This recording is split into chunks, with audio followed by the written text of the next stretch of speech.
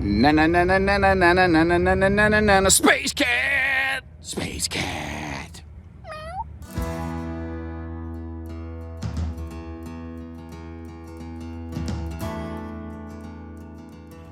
Hey everybody, Josh here at Haylett RV with a just less than 5,500 pound J-Flight 242 BHS.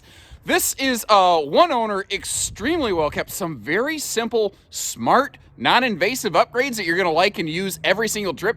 The previous owner is upgrading to a fifth wheel. They had such a good time, they just decided to get a little bit bigger, get a little bit more of it. You will be inheriting their hitching, so that could be a couple $100 you don't have to spend, plus all the extra little doodads and widgets and whiz bangs they added on top of things. And they took care of it. You are not inheriting someone else's problems here. If you've never had a camper, if you're trying to graduate up to something with a slide out from no slide, if you've just had a pop-up, this is a terrific find right here. And I tell you, like I said, for a first-time RVer, I think that this is going to be just an absolutely phenomenal way to really learn the ropes here. Holy cow, guy. Cruising right up next to this thing. We have a whole driveway here, but okay. The reason I say that is it's a great floor plan, whether you're like a small family or even if you're just a beginning camping couple and you're like, look, we know this isn't exactly the floor plan we like. We just want to learn the ropes. This kind of floor plan is an easy in, easy out kind of situation. You could kind of learn the ropes here, swap it out in a year or two, because right now, if you're a first timer, you don't know what you don't know. And that extra learning time, actually getting your hands on something would be great. When you're buying a pre-owned RV, you're not paying the brand new full RV price tag. It's a kind of thing where it's easier to get into one of these. It's easier to swap out. And it's a lot easier if, on the rare occasion, someone finds out, we just don't like camping. You know, maybe this is something that would work nicely for you right here because, you know, you're not going neck deep into it from the start. Now, I've looked high and low on this, trying to find things that are wrong with it. About the worst I've found is there's a couple little nicks. I like that corner piece right there. I mean, I can't find, there's nothing serious to write home about. This thing is almost nothing but exclusively good news. Like, all the original owner's manuals, that is something that I look for. There's a bunch of little updates and upgrades. Like the previous owner put a shade, a snap-on blackout shade over that frosty glass entry door in case you wanted to privatize it. They added the handy little pull handle here so that you could, you know, close the screen door without accidentally ripping that panel off right there. Only thing, just so you know, again, you can't see it, the entry door striker plate, I had to kind of flip this handle to fully pull the door shut. It wasn't hard or anything, but it's just a little thing that I noticed right there. It might just need adjusted. The kitchen counter is all sealed edge press membrane, and the previous owner added that like full kitchen wraparound back and side splash, and even thought ahead a little bit. I noticed in the camper, in the front pass-through, there's this little cardboard tube with little pieces of that silvery trim. He goes, yeah, I had some extra left over, so I figured if somebody ever wanted more of it for some reason, you know, they would have it. And I was just really impressed with just the consideration that they had, even though, like, most people, when they're done with the camper, like, ain't my problem no more, Martha. But that's not the culture of these folks, you know. The RV, by the way, is 6.5 foot tall inside, which I really appreciate as a person who's just a little bit taller than the average bear. I can actually still stand in the shower. It is centralized air. It is centralized floor ducted heating. This was made 1 or 2 years before the SLX J-Flights that were in adopted cabinet ducted heating, but that also means we're gaining an extra drawer and some extra storage there as a result. The rear corner bunk space right here, again, I can see where it was used, but not all worn down. We're going to come back and open up all the kitchen storage and stuff in a minute. I do want to mention, though, that refrigerator is magnet friendly. It has metallic faceplates so that if you want to, here's something I really like to do every time I go camping. I don't get to camp a lot, so I like to go to a different place, a different area, experience new things every time. Ooh, a little scuff on the door there I didn't catch before. I wonder what that's from. Huh. But one of the first things I like to do is right when I get somewhere, I like to go up to little camping shack where they have the overpriced fire starter logs. I will like grab brochures for points of interest and activities to do in the local area when I get there and try to get a better understanding of the local opportunities and culture and things like that. That the magnet front on that is just a nice way to have some rainy day organized ideas ready. Now again, taller shower since it's a taller camper. replaced shower head over here, and this is one of those that just has a mega shower. That, if you got to get in there, like if you got a dog and it decides it wants to go play with a skunk and you got to get in there and hose that sucker down or whatever, I would first of all recommend the outside shower. But secondly, I mean, you get the point. You can really get in there. Or, oh, here's an idea. What if you got a hitch in your giddy up and it's safer and easier for you to sit while you bathe? You have room here. You could get like a little, shower stool to sit down. Didn't think of that until just now. That's great. My grandmother just had her 5th knee replacement, so those are the things that are like really on my mind right now.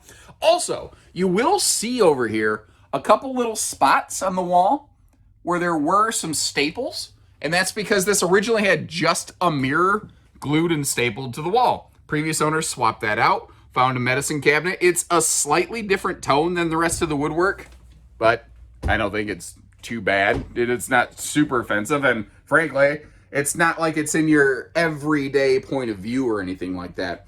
Now, starting with our storage, right down here, 6'9" camper means 6'9" cabinet right there. That could be pantry, that could be linen space for the bunk room, all that stuff. And the refrigerator is certified clean, basically. It is not EGW, which, in case you're curious, stands for Ew, Gross, Rebecca. Basically, it's not an all-natural organic mold farm and penicillin factory in there. Everything in that looks pretty darn good. And as we weave our way around here, one of the things I always like to see in a bunkhouse, especially right by the door, any camper really, but especially a bunkhouse with lots of people, lots of shoes, is that handy clutter cut and shoe garage right there. If you've never camped, you don't realize how useful air can be as long as you can pack some shoes into it so they're not cluttering up and tripping you as you fall out the door. Now, previous owner did not seem to care about television. Instead, he added a big old thick cork board right there, and I'm wondering if he used this the same way that I use the refrigerator in my camper, if he had little push pins, and this is where he kept the little, like, all right, here's the local points of interest kind of organization up there. And if you don't like it, you could always pull that stuff down. One other thing to note here before we slide up into the bedroom is that is a longer, like 7-foot U-dinette, full storage below, although you do need to take the cushions off to get to it. That's normal in this class. But if you need to fold that down to an extra sleeper, that could fit an adult or a long kid. I will tell you though, a little handy-dandy pro tip for you here from your Uncle Josh. If you are going to have a bigger person on this, think about when you roll out of bed. You sit up, usually roughly in the middle of the bed, and you put all your weight right there. If you do that on this when it's down in sleeper mode, you're going to be putting all your weight dead on the middle of a particle board core table. Not really made for that, especially when there's no support under it. If you're going to sleep a big person here, come up with some sort of support solution to put down below the table so it doesn't bow down over time. And you'll really appreciate the fact that when you set your drink on the table, it doesn't want to constantly tip over and fall over because the table, instead of being, here we go. Instead of being flat, goes, you know. The other thing is, I prefer a free-floating table, and something I like to do is, these are just 6 screws per post. You can take those out, no big deal, because it's a carpeted slide floor, you're never going to know they're there. The previous screw holes, as it were. And for 20 to 40 bucks, you can get a set of folding legs or something like that, or you can just go and totally get rid of this and get your own free-floating table, although this table is really designed to be your sleeper. You get the idea. There's things you can do here, kind of like adding the entry door handle right next to us over there. Kind of like adding that kitchen backsplash. There's some really simple, low-dollar, really non-invasive things you can do to improve your preferences or daily camping thing. That's one of mine right there. And by the way, you can't really see it here, but under that slide floor is actually a radiant barrier layer, which is an extra thing Jayco has done for a long time, still does today. Every single Jayco slide, even on a more basic trailer, still has a radiant barrier running through the floor just to help with heating and cooling efficiency to the best of their ability. This is a TV mount. My recommendation, if you're going to use that, because it's, straight neck crank to the right if you're watching TV from bed, that's called a key block. You can get a swing arm mount that attaches to a key block, which is, I believe, spelled Keybloc, just no K on the word block effectively. All the original factory linen package for the bedroom is up here, although you may have noticed no mattress. That being said, that doesn't really bother me because the factory mattress in this thing was not great. And even if it was, I'm not a germaphobe, but a bed is a very private space to me. It's a very personal space, and I would probably replace the mattress anyway. So frankly, I think all that happened here is the previous owner did us a favor and got rid of the old mattress so we could go get our own. Ooh, they added little spray foam right there just to help kind of seal that off, although there's still gaps up there because you see how that doesn't fit all the way flush to the wall? That actually is a tiny gap down into the pass-through. That might be one of those things that your own personal preference, you may want to close that off. Now, up here above the bed, previous owner swapped out the original little light fixtures and got us a couple, like you see multi-stage reading lamps a lot in the RV industry, but they're always blue. This one is red, which is said not to disrupt our circadian rhythms, which is basically sleep patterns. One of the other things I think is nice here, I don't remember if Jayco was doing this from the factory or if that was added later, are the struts to be able to get under the bed right here. Circadian rhythms? Is it me? Or does that almost sound like a Gloria Estefan cover band in the Star Wars Cantina universe? But enough about that. One of the other really beneficial qualities of this floor plan, and especially, again, a first-timer who may not think about stuff like this, who hasn't had that towing, camping, stopping experience, if you have to pull into some place, like whether it's a Cracker Barrel, or if you're taking a long trip, you stop it overnight, or just, you know, you're going down the road, let me guess. Anybody with kids, have you ever been like, hey, did you potty before we left? Do you have to go? And they're like, no, I swear I don't have to. And 5 minutes onto the highway, I have to potty. And you're like, well, if you had to, you could stop. You could get to the fridge, to the bunks, to the bathroom. You can get to all the storage over here. Frankly, there's not a whole lot you can't get to. It is extremely travel stop or storage pack-em-up friendly. And that trend of a bunch of small, smart upgrades and updates on this continues as we step outside. So first of all, my first impression when I saw this rolling into the dealership, when it was still hooked up to the truck, it ain't filthy. And we're going to get up on the roof. You'll see the roof has been properly maintained, which is a huge thing to look for on a used RV. And frankly, I think it's probably the thing that people look at the least when looking at a used RV, whereas I think it's actually one of the most important factors to consider. How well maintained was the roof? Because that's like the number one point. You don't want a failure, you know, especially in terms of a seal. Now, again, those little smart things, that little kind of rapid jack thing down there, it saves you a lot of elbow grease cranking on this thing. Although, conveniently enough, right in the background, we happen to have a parts department, which happens to have power tongue jacks if you are looking for an upgrade right there. This has a simple side mount solar prep plug. So if you feel like getting a portable panel or daisy chaining a couple together, if you want to, use it as a battery maintainer, or if you do want to spend some time off grid and just keep the lights and the fans and the awning topped off, that's something that you could do there. Well, operating, not topped off. You top the battery. You know what I mean, right? I don't need to explain that. Never mind. You're smart people.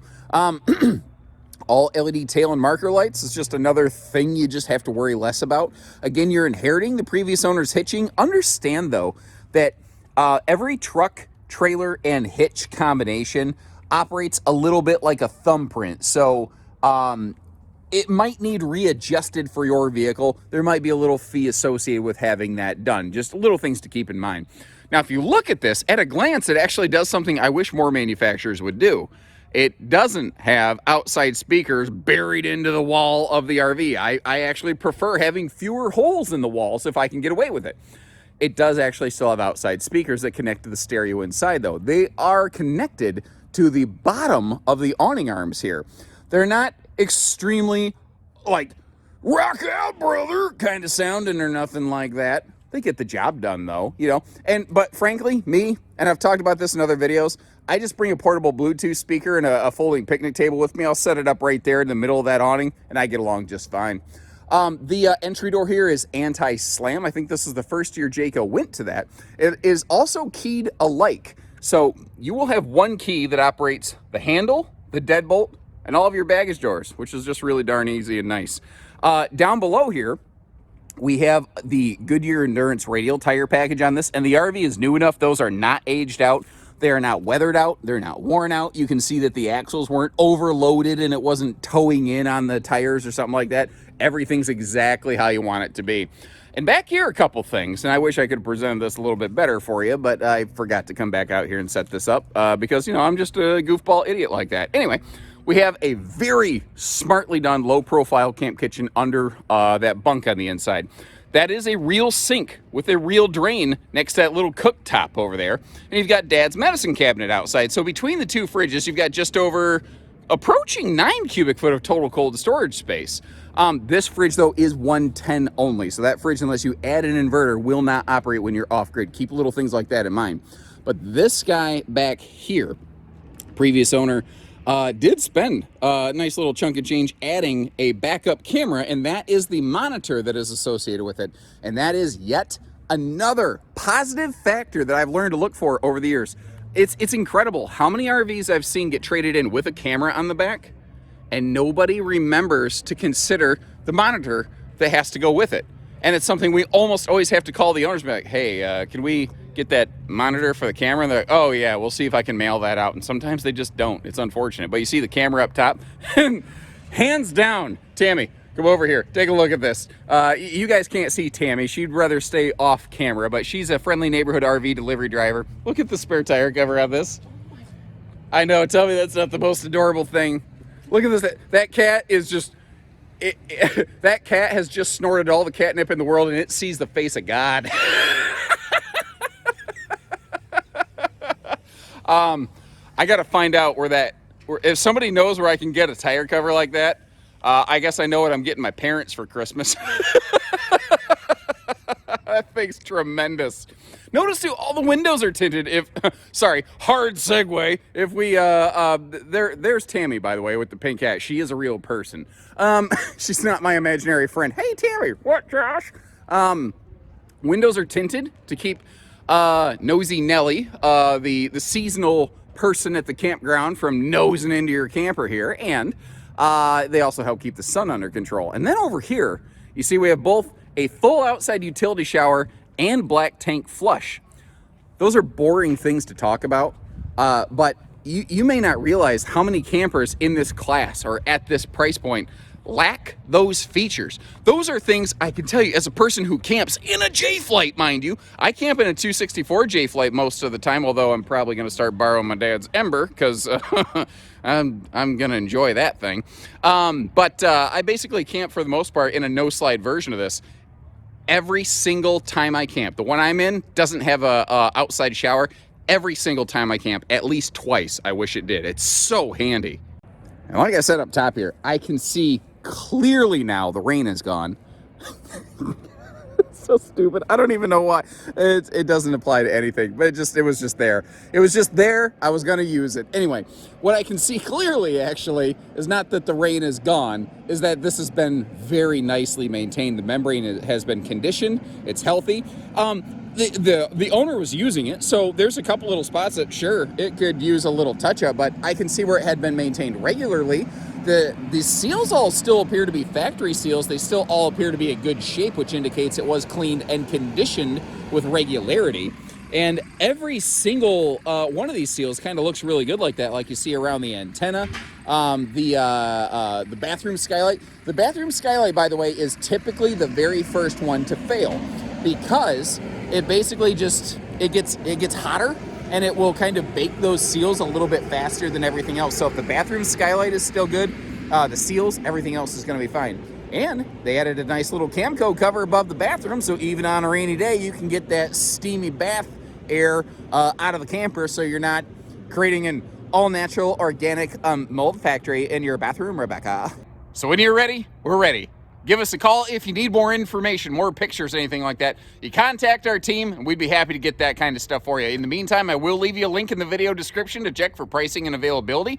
And that's always there, whether you're serious or whether you're curious. You never have to call somebody just to find out how much something might be running right now. And remember, we don't tack on hidden fees on things. And I know that sounds crazy to talk about on used RVs. You'd be surprised the kind of nonsense that happens out there if you're not paying attention. So take care, stay safe. have fun, and happy Haylett camping, everyone. Make sure to hit that subscribe button and catch us the next time around.